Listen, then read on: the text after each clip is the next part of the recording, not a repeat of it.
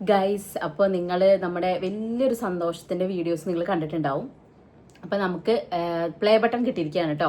Actually ഞാൻ surprise ആയി പോയിട്ടുണ്ട്. എന്തോ ഒരു കൊറിയർ വന്നു പറയുമ്പോൾ ഞാൻ പ്രൊമോഷൻ എന്തൊക്കെ സാധനം വന്നതായിരിക്കുന്നു.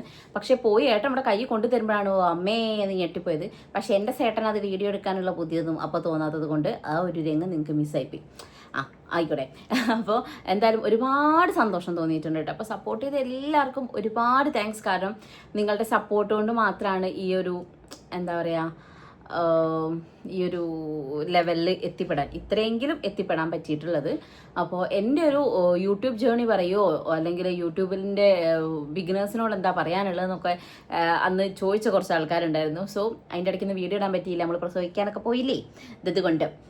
അപ്പോൾ യൂട്യൂബ് ജേണി പറയുകയാണെങ്കിൽ കുറേ കാലത്തെ കാര്യം പറയാനുണ്ടാവും, പക്ഷേ പ്രത്യേകിച്ചൊന്നും പറയാനുമില്ല.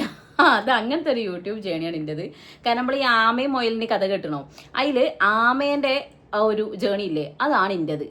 ആമയ്ക്ക് ഇപ്പം എന്തൊക്കെ പറയാണ്ടാവുക, ഞാൻ അങ്ങനെ നടന്ന് വന്നേറി കുറേ കാലം നടന്നിട്ടാണ് ആ ഒരു ലെവലിലേക്ക് എത്തി. അതുപോലെ തന്നെയാണ് എൻ്റെയും കാര്യം. ഒരു 100K ഫാമിലിയിലേക്ക് എത്താൻ ഞാൻ എടുത്തത് 5-6 വർഷമാണ്. ഇപ്പോൾ 6ാമത്തെ വർഷമാണ്. ഈ ഒരു ലോങ് ടൈം തന്നെ വേണേൽ പറയാം. കാരണം ഇപ്പോൾ ചാനൽ തുടങ്ങുന്ന ആൾക്കാർക്കൊക്കെ അത്യാവശ്യം റീച്ചും കാര്യങ്ങളും അല്ലെങ്കിൽ ചുറ്റുമുള്ള ആൾക്കാർക്ക് ഇതുകൊണ്ട് എന്താണ് ബെനിഫിറ്റ് എന്നൊക്കെ അറിയാൻ പാകമുള്ളൊരു സമൂഹം നമ്മുടെ മുമ്പിലുണ്ട്. പക്ഷേ ഒരു 5 വർഷം മുമ്പ് ഞാൻ ഈ ചാനൽ തുടങ്ങുമ്പോൾ ഇതൊന്നും ഇല്ലായിരുന്നു. അതായത് ഒരു മരുഭൂമിയിൽ നടക്കുമ്പോൾ കൊണ്ടൊരു ചെടി നടുക എന്നൊക്കെ പറയില്ലേ, അത് കൂട്ടായിരുന്നു. ഞാൻ ചാനൽ തുടങ്ങിയപ്പോഴത്തേക്കും കുറേ കളിയാക്കലുകൾ, കുറ്റപ്പെടുത്തലുകൾ ഒരുപാട് ഫേസ് ചെയ്തിട്ടുണ്ട് കേട്ടോ. ഒരുപാട് ഫേസ് ചെയ്തിട്ടുണ്ട്. അതിൻ്റെ മുകളിൽ നിന്നൊക്കെയാണ് കെട്ടിപ്പടുത്തൊരു സാധനമാണിത്. അതായത് ഒരു പ്ലേ ബട്ടൺ എൻ്റെ കയ്യിൽ കിട്ടി, സിൽവർ പ്ലേ ബട്ടൺ എൻ്റെ കയ്യിൽ കിട്ടിയപ്പോൾ അതിൻ്റെ പിന്നിൽ ഒരുപാട് ദിവസത്തെ ഉറക്കൊഴുപ്പ്, കുറ്റപ്പെടുത്തലുകൾ, കളിയാക്കലുകൾ, സന്തോഷം, കരഞ്ഞത് തുടങ്ങിയിട്ട് ഒരുപാട് മിക്സഡ് ഇമോഷൻസ് ഉള്ളൊരു ജേണി തന്നെയാണ് എനിക്കുള്ളത്. അപ്പോൾ ഞാൻ ഈ ചാനൽ തുടങ്ങുന്നത് 2020 ജൂലൈയിൽ എങ്ങാനുമാണ് ഈ ഒരു അക്കൗണ്ട് തുടങ്ങുന്നത്. പക്ഷെ ഞാൻ വീഡിയോസോ കാര്യങ്ങളൊന്നും അങ്ങനെ ഇടാനോ അല്ല ഒരു ചാനലായിട്ട് മുന്നോട്ട് കൊണ്ടുപോകണം എന്ന് വിചാരിച്ചിട്ടോ ഒന്നുമല്ല, ജസ്റ്റ് തുടങ്ങിയിട്ടത്. പക്ഷെ ഞാൻ ചാനലായിട്ട് അതിൽ വീഡിയോസ് പോസ്റ്റ് ചെയ്ത് തുടങ്ങുന്നത് എനിക്ക് കൊറോണ പിടിച്ചിട്ട് ഞാൻ റൂമിൽ എന്ത് ചെയ്യണം അല്ലയ്യാന്ന് പറഞ്ഞ് നോക്കിയിരിക്കുന്ന സമയത്താണ് എനിക്ക് തോന്നിയത് വെറുതെ എനിക്ക് സംസാരിക്കാതിരിക്കാൻ പറ്റില്ല. കാരണം നിങ്ങൾക്ക് അറിയാലോ ഞാൻ വായിട്ട് അടിച്ചുകൊണ്ടിരിക്കുന്ന ഒരു മനുഷ്യത്തെയാണ്. അപ്പോൾ എനിക്ക് സംസാരിക്കാതിരിക്കാൻ പറ്റാത്തത് കൊണ്ട് അല്ലൂസിനപ്പം 6-7 മാസം എങ്ങാനും പ്രായമേ ഉള്ളൂ. അപ്പോൾ അവനും വൈശാഖേട്ടനും അമ്മയും ഒക്കെ താഴെയാണ്, ഞാൻ മുകളിൽ റൂമിൽ ക്വാറന്റൈനിലാണ്. ആ സമയത്താണ് ഞാൻ ചാനൽ തുടങ്ങുന്നതും വീഡിയോസ് പോസ്റ്റ് ചെയ്ത് തുടങ്ങുന്നതും. അന്നത്തെ വീഡിയോസിനൊക്കെ വ്യൂസ് നിങ്ങൾ കണ്ടു കഴിഞ്ഞാൽ മനസ്സിലാവും വളരെ വളരെ കുറഞ്ഞ പിന്നെ എന്താ പറയുക വ്യൂസും കാര്യങ്ങളൊക്കെ ആയിരുന്നു. റീച്ചൊന്നും അധികം ഇല്ല. അതുപോലെ സപ്പോർട്ട് എന്ന് പറഞ്ഞ സാധനം എൻ്റെ കെട്ടിയോൻ സ്റ്റാർട്ടിങ്ങിൽ എന്നെ സപ്പോർട്ട് ചെയ്തിട്ടുണ്ട്. എന്തിന്, അതും ഏട്ടന് പോലും അറിയില്ല, അല്ലെ ഈ പറയുന്ന ഉണ്ടാക്കി എനിക്ക് പോലും അറിയില്ല നാളെ ഇത് നമുക്കൊരു ഇൻകം വരുന്നൊരു സോഴ്സ് ആവുന്നോ അല്ലെങ്കിൽ ഇത് വെച്ചിട്ട് നമുക്ക് ഒരു ഫ്യൂച്ചർ കാണാൻ നമ്മൾ പാകപ്പെടുന്നു ഒന്നും ഞാൻ വിചാരിച്ച ഒരാളെ അല്ല കേട്ടോ. അപ്പോൾ എനിക്ക് തോന്നിയൊരു കാര്യം എന്ന് വെച്ചിട്ടുണ്ടെങ്കിൽ നമ്മൾ എഫേർട്ട് ഇടുക. നമ്മളുടെ എഫേർട്ടിൻ്റെ മുകളിൽ നമുക്ക് എന്ത് അച്ചീവ്മെൻ്റ് ഉണ്ടെങ്കിലും അതിൽ നമ്മൾ പ്രൗഡായിരിക്കും. ബിക്കോസ് ഈ ഒരു 5 വർഷം അല്ലെങ്കിൽ ഒരു 6 വർഷത്തിൻ്റെ അടുത്ത് ഞാൻ ഈ ഒരു യൂട്യൂബ് എന്നൊരു പ്ലാറ്റ്ഫോമിൽ അല്ലെങ്കിൽ ഈ സോഷ്യൽ മീഡിയയിൽ ആക്റ്റീവായിട്ട് ഇരുന്നിട്ടുണ്ടെങ്കിൽ അപ്സ് ആൻഡ് ഡൗൺസ് ഒരുപാട് ഉണ്ടായിട്ടുണ്ട്. ഒരുപാട് കഷ്ടപ്പെട്ടിട്ടും ഒരു റീച്ചിലും എത്തിപ്പെടാതെ അല്ലെങ്കിൽ നമ്മൾ അത്രയൊന്നും എഫേർട്ട് ഇടാതെ കുറേ ആൾക്കാർ കയറി പോകുന്നത് കാണുന്നുണ്ട്. അല്ലെങ്കിൽ എഫേർട്ട് ഇട്ടിട്ട് ആൾക്കാർ നമുക്ക് ഇൻസ്പിറേഷനായിട്ട് കയറി പോകുന്ന ആൾക്കാരുണ്ട്.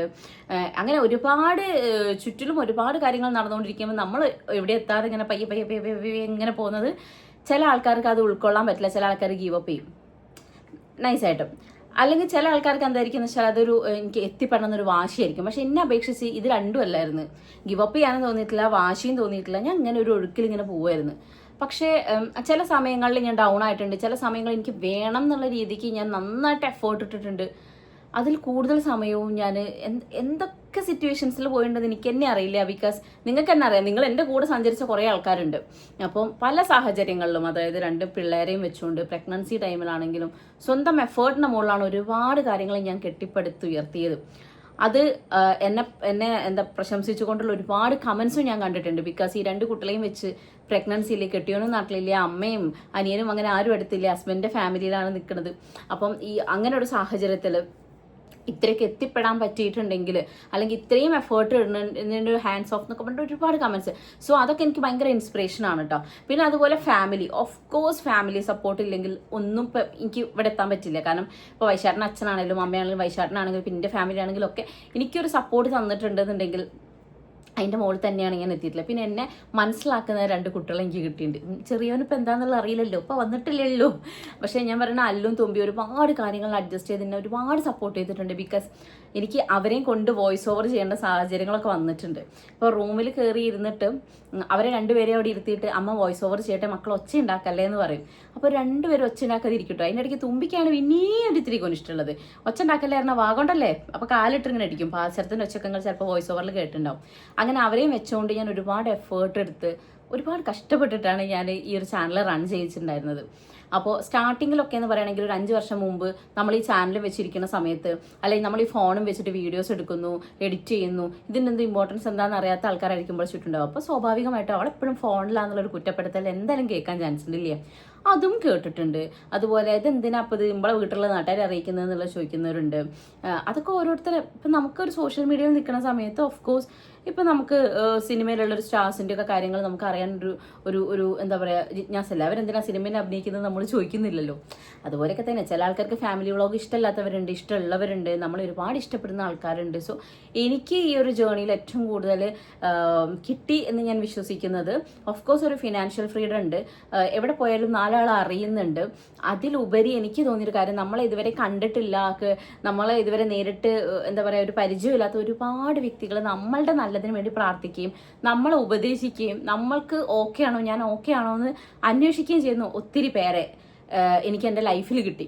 അതാണ് എനിക്കിതിൽ ഏറ്റവും എന്താ പറയുക പ്രൗഡായിട്ടും ഇതിൽ ഏറ്റവും കൂടുതൽ എനിക്ക് കിട്ടി എന്ന് ഞാൻ ആഗ്രഹിക്കുന്ന ഒരു കാര്യം. ബിക്കോസ് ഞാൻ ഡെലിവറി കഴിഞ്ഞ് കിടക്കുന്ന സമയത്ത് എൻ്റെ അടുത്ത് ഞാൻ ആഗ്രഹിച്ച, അതായത് ചോദിക്കുമായിരിക്കും ഞാൻ ഓക്കെ ആണോ എന്ന് ചോദിക്കുമായിരിക്കും എന്ന് വിചാരിച്ച പല ആൾക്കാരുടെ അടുത്തൊന്നും എനിക്ക് അങ്ങനെ ഒരു മെസ്സേജോ കോളോ കാര്യങ്ങളോ വന്നിട്ടില്ല. പക്ഷേ അതേ സമയം ഞാൻ ഇൻസ്റ്റയിലാണെങ്കിലും യൂട്യൂബാണെങ്കിലും ഒക്കെ കയറി വെക്കുമ്പോൾ ദൃശ്യം ഓക്കെ ആണോ, ബേബി ഓക്കെ ആണോ, എന്താ അപ്ഡേഷൻ ഇല്ലാത്ത തുടങ്ങിയിട്ട് ഒരുപാട് കാര്യങ്ങൾ എൻ്റെ അടുത്തേക്ക് ചോദ്യങ്ങളായിട്ട് വരികയും എൻ്റെ അടുത്ത് നിന്ന് റിപ്ലൈ കിട്ടാതായപ്പം വൈശാഖേട്ടൻ പിന്നെ ബാക്കി നമ്മളെ ഫാമിലിയിൽ ഓരോരുത്തർക്കും മെസ്സേജ് അയച്ചും കാര്യങ്ങൾ ചോദിച്ചും എന്നെക്കുറിച്ച് അല്ലെങ്കിൽ വാവേനെ കുറിച്ചൊക്കെ ചോദിച്ച ആൾക്കാർ അവർക്കിപ്പോൾ ഒന്നും തിരിച്ച് കിട്ടാനില്ല. തിരിച്ചൊന്നും പ്രതീക്ഷിക്കാതെ നമ്മളെ സ്നേഹിക്കുന്ന കുറേ നല്ല ആൾക്കാരെ ലൈഫിൽ കിട്ടാറുള്ള വലിയൊരു ഭാഗ്യമാണ്. സോ യൂട്യൂബ് ത്രൂ അല്ലെങ്കിൽ സോഷ്യൽ മീഡിയ ത്രൂ എനിക്ക് കിട്ടിയിട്ടുള്ളതും അതാണ് കേട്ടോ. പിന്നെ ഫിനാൻഷ്യൽ ഫ്രീഡം ഓഫ് കോഴ്സ്, കാരണം ഞാൻ ഈ ചാനൽ തുടങ്ങിയ സമയത്തൊക്കെ എനിക്കിതൊന്ന് പൈസ കിട്ടുന്നോ യാതൊരു അന്തം കുന്തവും ഇല്ലാതെ തുടങ്ങിയ ചാനലാണ്. കുറച്ച് കഴിഞ്ഞ് മോണിറ്റൈസേഷനായി, കുറച്ചധികം എഫേർട്ട് ഇട്ടുണ്ട് കേട്ടോ. മോണിറ്റൈസേഷനായി, അതുപോലെ തന്നെ പൈസ വരാൻ തുടങ്ങുന്നു കേട്ടപ്പോൾ ഞാൻ വിചാരിച്ചു എല്ലാ മാസം പൈസ കിട്ടില്ല എന്ന് വിചാരിച്ച് നിന്നാൽ എനിക്ക് 2 മാസം കൂടുമ്പോൾ 3 മാസം കൂടുമ്പം ഒരു ചെറിയൊരു എമൗണ്ട് കിട്ടുന്ന രീതിയിലൊക്കെ ആയിരുന്നു ആദ്യം ഉണ്ടായിരുന്നത്. പിന്നെ ഏതോ ഒരു സമയത്ത് ഏതോ ഒരു വീഡിയോൻ്റെ റീച്ച് കുറച്ച് ഓക്കെ ആയപ്പോഴാണ് ഒരു മാസത്തിൽ അത്യാവശ്യം നല്ലൊരു എമൗണ്ട് കിട്ടിയത്. അപ്പോൾ ഞാൻ ശരി അങ്ങോട്ടേക്ക് എല്ലാം അങ്ങനെ കിട്ടിയിരിക്കുന്നു.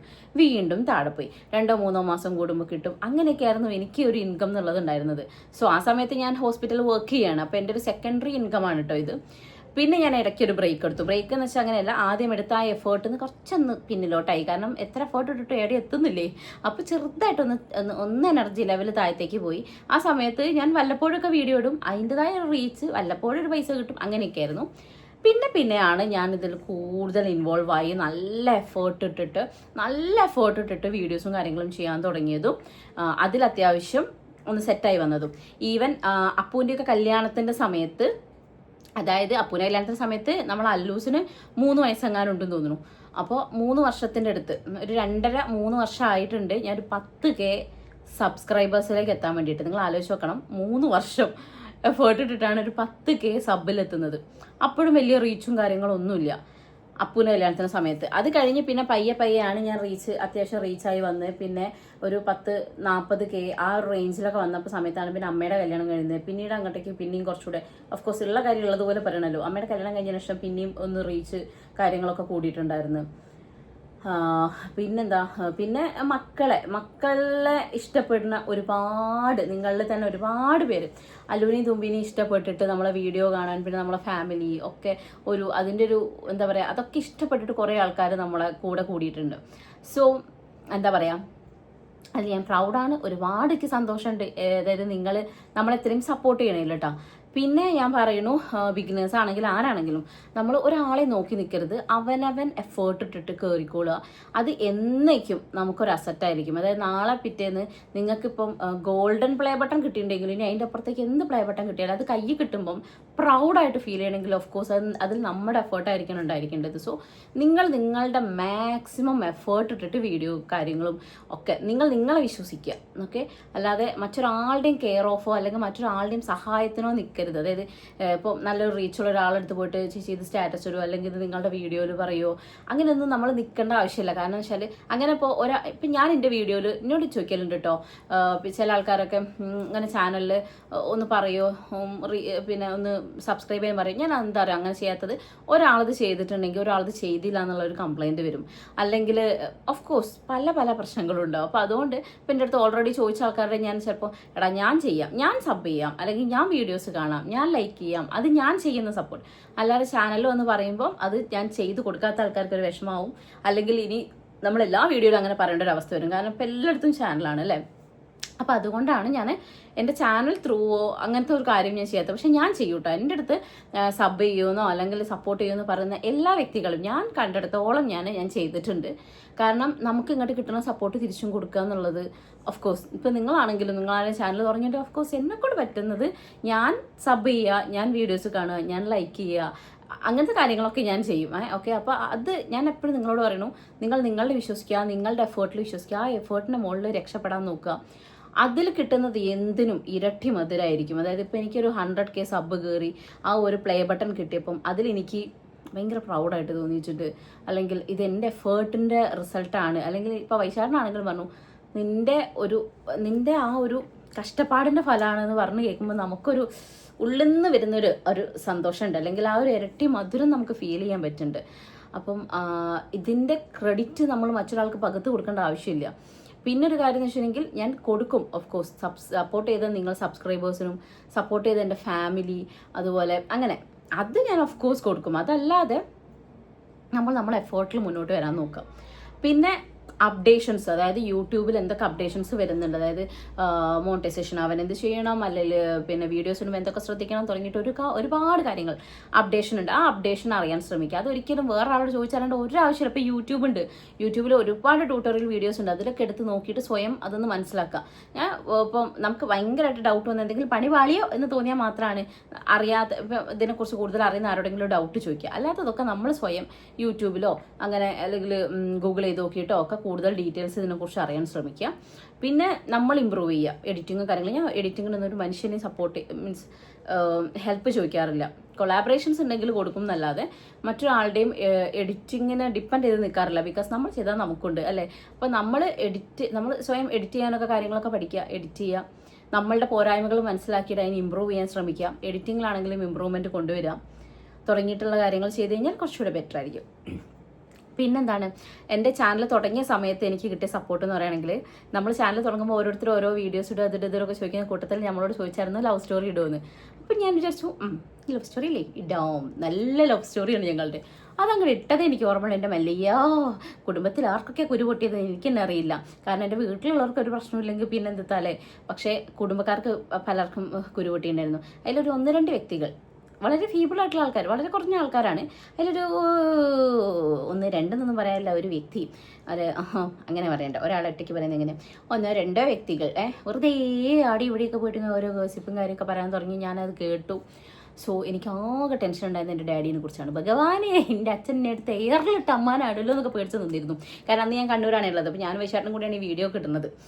കൂട്ടത്തെ ഏട്ടനുണ്ട്, അതിൻ്റെ ധൈര്യമുണ്ട്. പക്ഷേ വീട്ടിൽ ലീവിന് പോയ സമയത്ത് ഞാൻ അച്ഛനടുത്ത് ചോദിച്ചു, അച്ഛാ എന്തെങ്കിലും പ്രശ്നമുണ്ടോ, ഞാൻ ഇങ്ങനെ വീഡിയോ ഇട്ടിട്ടുണ്ടായിരുന്നു, അപ്പോൾ ഇന്ന ആൾ ഇങ്ങനെയൊക്കെ പറഞ്ഞു എന്ന് പറഞ്ഞപ്പം ഇടത്തേം വയ്ക്കിൻ്റെ അച്ഛൻ പറഞ്ഞത്, അവനോട് അവൻ്റെ ട്രൗസർ ഇട്ടോളം പറ, നീ നിൻ്റെ ട്രൗസർ ഇടുക, നിൻ്റെ ട്രൗസർ അവനെടുത്ത് കൊടുക്കേണ്ട ആവശ്യമില്ലെന്ന്. എനിക്ക് വയ്യൻ്റെ അച്ഛൻ. അതാണ് എൻ്റെ ഫസ്റ്റ് കോൺഫിഡൻസ്. ആ ഒരു ഇത് കേട്ടപ്പോഴാണ് ഓ മൈ ഗാഡ് സെറ്റാണ്. കാരണം ഞാനിപ്പം എൻ്റെ ലവ് സ്റ്റോറി പറയുന്നതിൽ എന്തെങ്കിലും എവിടെയെങ്കിലും ഉണ്ടായി പോയിട്ടുണ്ടെങ്കിൽ അത് ആ വ്യക്തികളെക്കാൾ കൂടുതൽ എഫക്റ്റ് ചെയ്ത് വേറൊരു കേൾക്കാണെന്ന് കേൾക്കുമ്പോൾ ഉണ്ടാവുമല്ലോ. അങ്ങനെ എന്തായാലും ആ ഒരു കോൺഫിഡൻസ് അച്ഛൻ്റെ അടുത്ത് കിട്ടും. പിന്നെ ഞാൻ അച്ഛനോട് ചോദിക്കുകയും ചെയ്തിട്ടോ, ഞാൻ വീഡിയോ ഇടുന്ന എന്തെങ്കിലും സീനുണ്ടോ, കാരണം ഇത്രയും പബ്ലിക്കായിട്ടാണ് നമ്മൾ വീഡിയോ ഇടുന്നതും ഫാമിലി വ്ളോഗാണ്. അപ്പം അച്ഛൻ പറഞ്ഞു നിനക്ക് ചെയ്യണം തോന്നിക്കഴിഞ്ഞാൽ നീ ചെയ്യുക, പക്ഷേ എന്താ പറയുക, അതിൻ്റെ ആ ഒരു ഫുള്ള് സംഭവം ഉണ്ടല്ലോ അത് നീ താങ്ങണം. അതായത് ഇതിലിപ്പോൾ എന്ത് പ്രശ്നം ഉണ്ടെങ്കിലും എന്ത് ഇതുണ്ടെങ്കിലും ഒക്കെ ഡീൽ ചെയ്യാൻ നിന്നെ കൊണ്ട് പറ്റണം.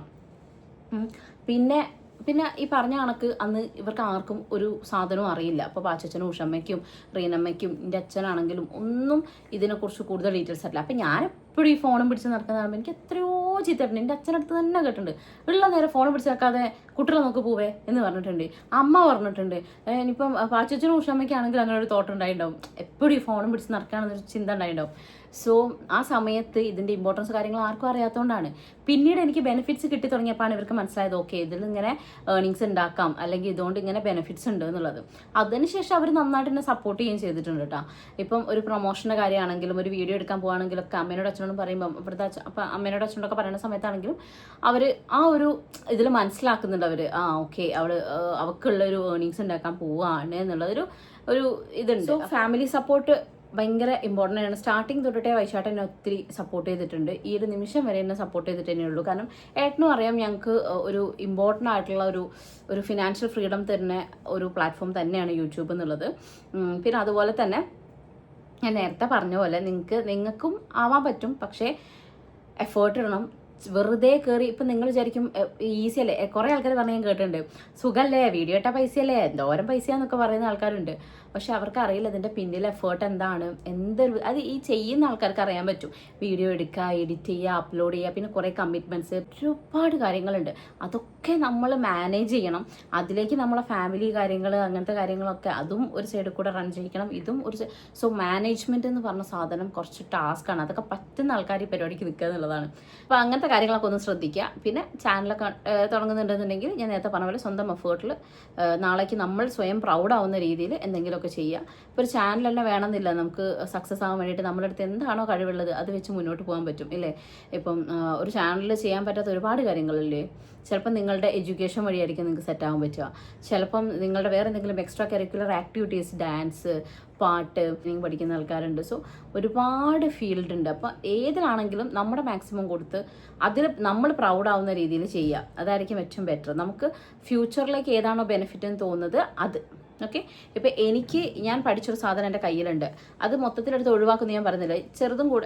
ചെറിയ ഭാവിയും കൂടെ ഒന്ന് ഓക്കെ ആയി കഴിഞ്ഞാൽ സിറ്റിങ്ങിനെങ്കിലും ഇരിക്കണം എന്ന് എനിക്ക് ആഗ്രഹമുണ്ട്. കാരണം പഠിച്ച സാധനം മൊത്തത്തിൽ വിടുമ്പം എന്നെക്കാളും സങ്കടം തോന്നുന്നത് എൻ്റെ അമ്മയ്ക്കായിരിക്കും. കാരണം കഷ്ടപ്പെട്ട് പഠിപ്പിച്ച ഒരാൾ അതാണല്ലോ. അതുകൊണ്ട് അങ്ങനെ തന്നെ പറയാം. കാരണം ഫിനാൻഷ്യലി അത് വെച്ച് സെറ്റാകാൻ പറ്റുമെന്നൊന്നും എനിക്ക് തോന്നുന്നില്ല. പക്ഷേ പഠിച്ചൊരു സാധനം കൈവിട്ട് കളയണ്ടെന്ന് എനിക്കുണ്ട്. അതുകൊണ്ട് സിറ്റിങ്ങിനൊക്കെ ഇരിക്കണം എന്ന് എനിക്ക് ആഗ്രഹമുണ്ട്. വീക്ക്ലി ട്വൈസ് എങ്കിലും പോയി ഒരു കൺസൾട്ടേഷൻ ഇരിക്കണം എന്നുണ്ട്. പിന്നെ ചാനൽ മുന്നോട്ടേക്ക് നന്നായിട്ട് റൺ ചെയ്യണമെന്നുണ്ട്. ബിക്കോസ് എനിക്ക് ഫിനാൻഷ്യലി സെറ്റ് ആവണം. ബിക്കോസ് ഞങ്ങൾക്ക് മുമ്പിലേക്ക് ഒരുപാട് കടമ്പകളുണ്ട്. വീട് വെക്കണം, മക്കളെ പഠിപ്പിക്കണം തുടങ്ങിയിട്ട് ഒരുപാട് കാര്യമുണ്ട്. സോ അതിന് എനിക്ക് എൻ്റെ മുമ്പിൽ കാണുന്ന ഒരു കാര്യം എന്ന് പറയുന്നത് ഇതൊക്കെ തന്നെയാണ്. സോ എൻ്റെ ലൈഫിൽ ഞാൻ ആഗ്രഹിക്കുന്ന കാര്യങ്ങൾ അച്ചീവ് ചെയ്യണമെങ്കിൽ ഞാൻ എഫേർട്ട് ഇട്ടേ പറ്റുള്ളൂ അല്ലേ. അപ്പോൾ ഞാൻ ഫ്യൂച്ചറിലേക്ക് എനിക്ക് ഫിനാൻഷ്യൽ ഫ്രീഡത്തിൽ എത്താൻ വേണം. മെൻ്റലി ആ ഒരു പീസ്ഫുൾ ആയിട്ടുള്ള ഒരു ലൈഫ് വേണമെന്നുണ്ടെങ്കിൽ നമ്മളിടുന്ന എഫേർട്ട് നമ്മൾ എത്രത്തോളം കൂട്ടി കൊണ്ടുവരാൻ പറ്റുമോ അത്രയും കൂട്ടി നമ്മൾ മാക്സിമം എഫേർട്ട് ഇടുക എന്നുള്ളതാണ്. സോ എനിക്ക് നിങ്ങളടുത്തും പറയാനുള്ളത് അതാണ്, നിങ്ങളുടെ കഴിവിനനുസരിച്ചുള്ള കാര്യങ്ങൾ ചെയ്യുക.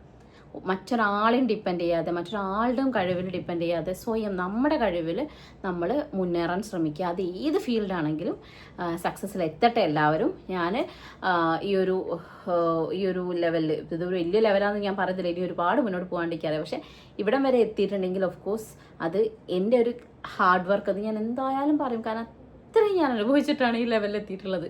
അപ്പം അതും പ്ലസ് നിങ്ങളുടെ സപ്പോർട്ട്, ഫാമിലി സപ്പോർട്ട് എല്ലാം ഉള്ളത് കൊണ്ടാണ്. അപ്പം എല്ലാവരോടും വലിയൊരു താങ്ക്സ്. ഞാൻ ഒരുപാട് ഹാപ്പിയാണ് ആ സാധനം കയ്യിലേക്ക് ഇങ്ങനെ കിട്ടിയപ്പോൾ. ഇനി നമുക്ക് അടുത്ത പ്ലേ ബട്ടണൊക്കെ വാങ്ങിക്കാൻ വേണ്ടിയിട്ട് നമ്മളിങ്ങനെ ഓടിക്കൊണ്ടിരിക്കുകയാണ്. അപ്പോൾ നിങ്ങൾ എല്ലാവരും സപ്പോർട്ട് ചെയ്യാൻ പ്രതീക്ഷിക്കുന്നു. എല്ലാവരും സബ്സ്ക്രൈബ് ചെയ്യുക, സപ്പോർട്ട് ചെയ്യുക. വീഡിയോസൊക്കെ ഇഷ്ടപ്പെട്ടാൽ ലൈക്ക് ചെയ്യുക, കമൻറ്റ് ചെയ്യുക, ഷെയർ ചെയ്യുക, മാക്സിമം സപ്പോർട്ട് ചെയ്യുക ഗൈസ്. ബൈ.